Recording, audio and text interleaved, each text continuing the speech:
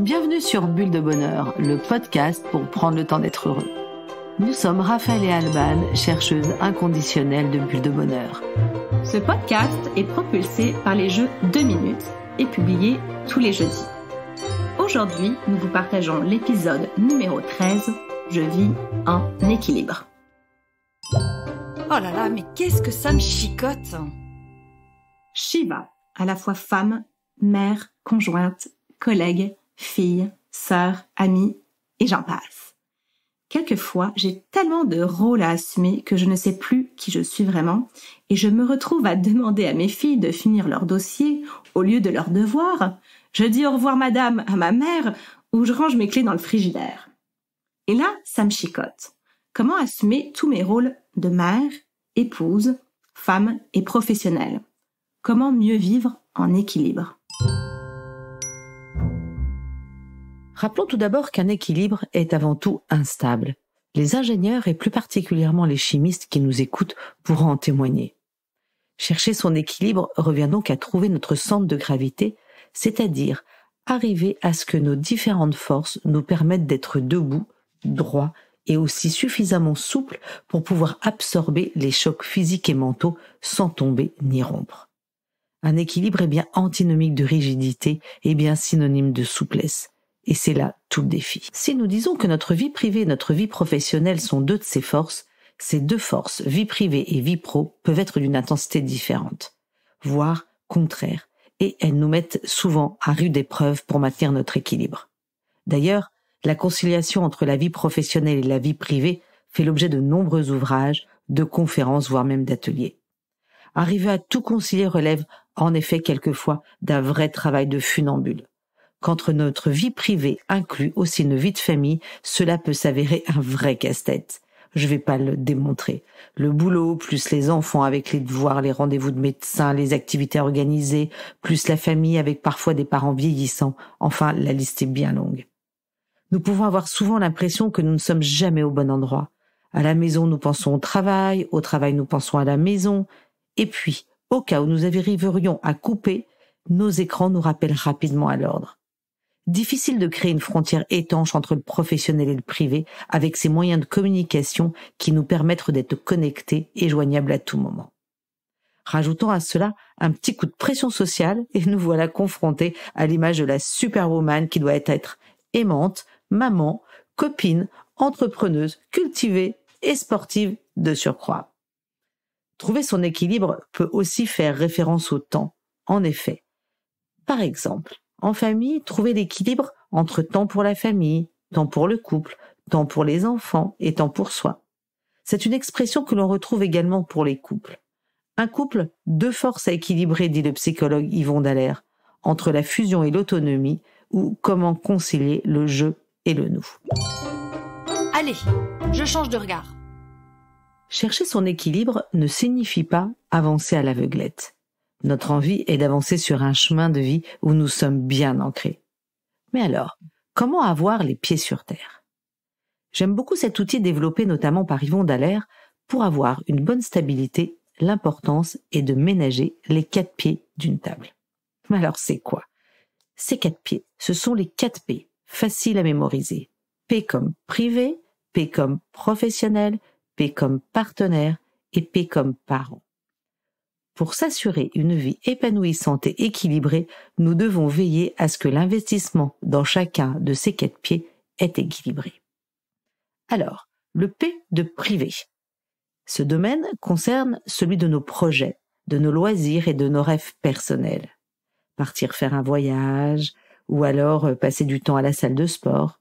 Donc il est lié à notre personne, dans le sens où il demande que nous prenions du temps pour nous écouter. Comme si nous considérions en fait que notre personne est notre meilleur ami avec qui nous allons vivre jusqu'à la fin de nos jours.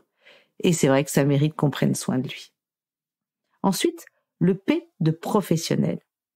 C'est la partie de nous-mêmes qui s'épanouit dans les relations professionnelles, mais aussi dans les activités où on se sent utile, où on trouve sa place dans la société, que ça soit des activités qui soient rémunérées ou bénévoles d'ailleurs.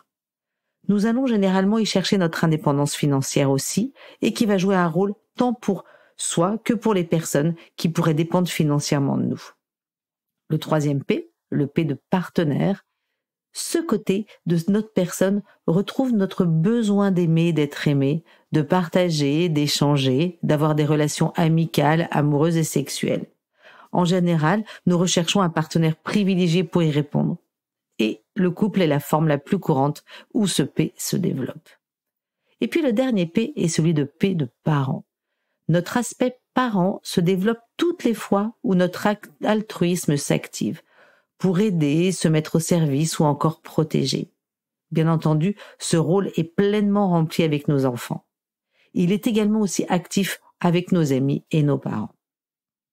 Yvon Dallaire affirme d'ailleurs que la personne en équilibre est celle qui satisfait et développe équitablement ces 4 P.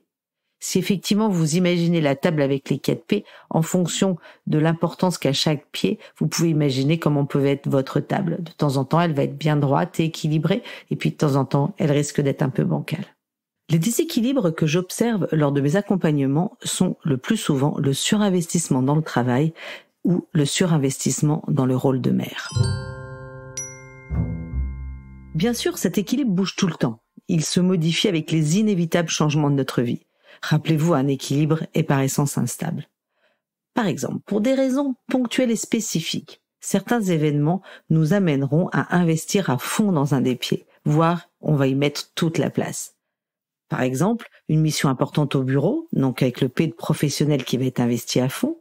Je parlerai même pas de la naissance d'un enfant où la mère est complètement investie, donc dans son pied de parental, ou encore la phase amoureuse avec cette moment de lune de miel, donc où le P de partenaire va être totalement investi. Donc ces gros investissements vont fortement déséquilibrer notre table. L'essentiel est d'avoir conscience de ce déséquilibre, car ces moments de notre vie sont normalement ponctuels. Si je suis dans cette phase de déséquilibre, informer mon entourage est salvateur et rassurant. Par exemple, si j'ai un gros dossier au bureau, je peux prévenir ma famille que je serai moins disponible pendant 2 semaines, par exemple.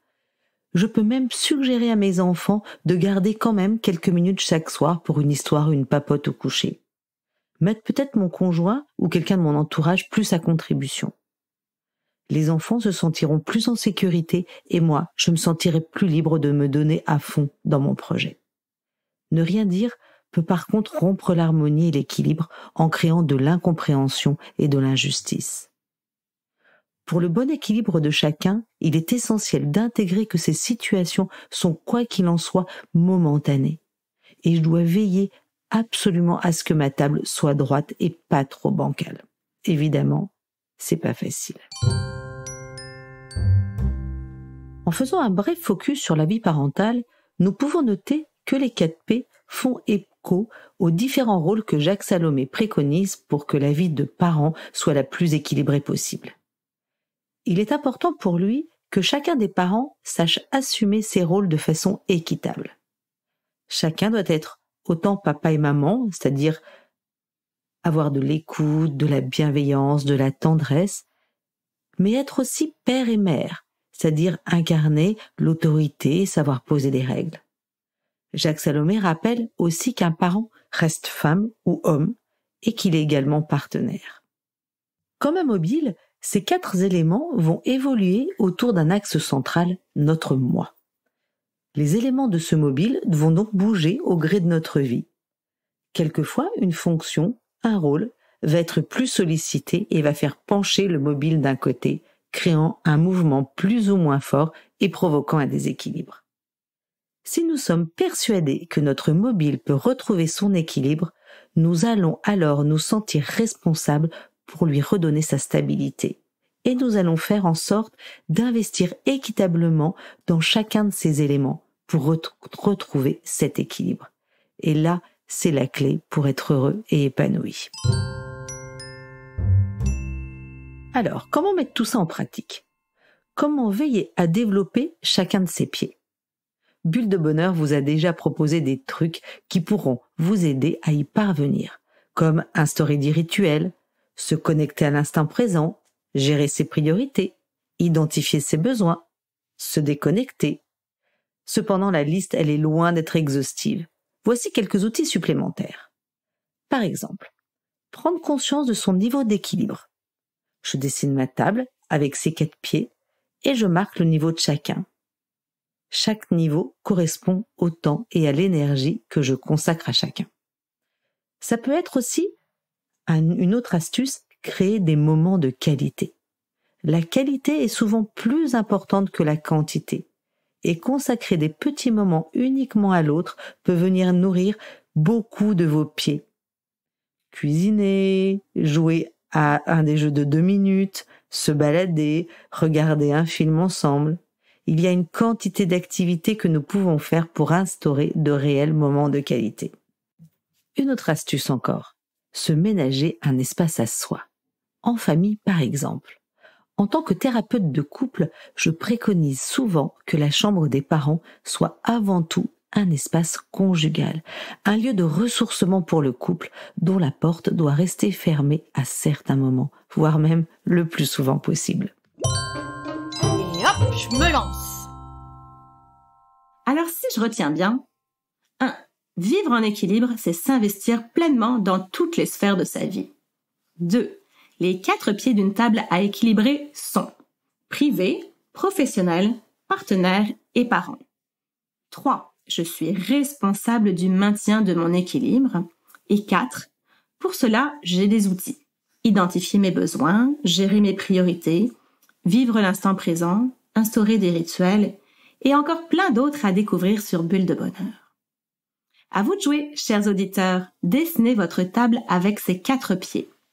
Évaluez en pourcentage la part de chaque pied en fonction du niveau d'énergie et du temps que vous consacrez à chacun.